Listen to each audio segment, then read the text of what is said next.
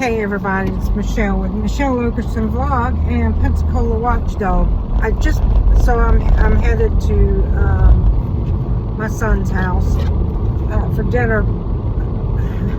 But I just passed a cop that had a motorcycle pulled over, and it jarred my memory. It's one of those things I think the public deserves to know and understand, and that is, did you know that our police they have a quota regarding how many, they have a quota they're supposed to meet by the end of the month as far as tickets and such. And so that jarred my memory about it right there. That's not good policy. You should want to get go to work and hope that your community is everybody's having a great day, or nobody committing any crimes, the traffic is flowing. So you would think that that should be the mentality every day when you get out and you're doing public service. Because don't forget, these cops, listen, I'm pro-police. I believe cops, we have to have police. We have to keep law and order. But I'm against some of the bullies that, think that just because they have a badge with their name and number on it, that they're not to be held accountable and have to abide by the same rules. Which reminds me, I saw this video of these two young adults. They got pulled over by the cop, and the cop said, I don't remember, but they were following the cop, and they was like, well, how can you give us a ticket when you're going faster than we were? And he was like, that's because it's my job.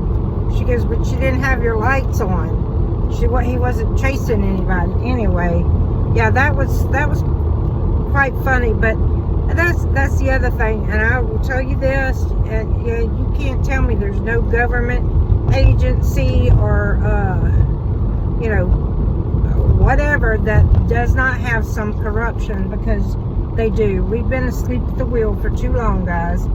And it's time now we stand up. It's time we hold the people who we basically sign their check with our taxes. It's time we hold them all accountable.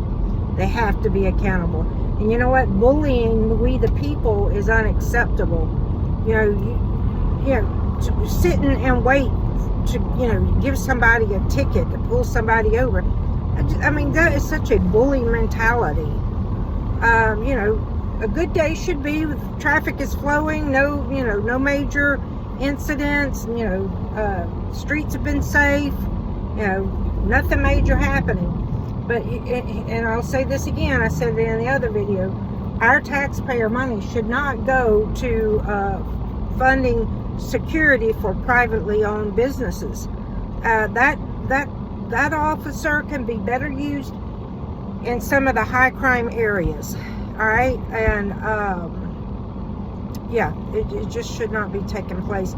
But I was going to tell you guys, I'm going to get back with y'all, because I looked up that technology campus downtown, and it's a 9.2 acre technology campus with no technology on it. It's 9.2 acres. So one time they said it was going to be a soccer ball. The next time it's going to be, businesses, and it's overflow parking for because that's our arena, the big stadium we have for concerts and stuff. So it just sounds to me like, I don't know, there's a lot of just, look here, don't look here, look there, look there, What they want to do is they want to keep you busy so you can't, so you don't know what's going on. The other thing I was going to tell y'all about, So I went on YouTube and I looked up Pensacola, Florida, and I started watching these videos to see what other people had to say. They're saying that on July the 17th, 2023, that we had massive flooding. We didn't have massive flooding. I DoorDash. If there had been massive flooding, I wouldn't have been able to work that day. That's not true.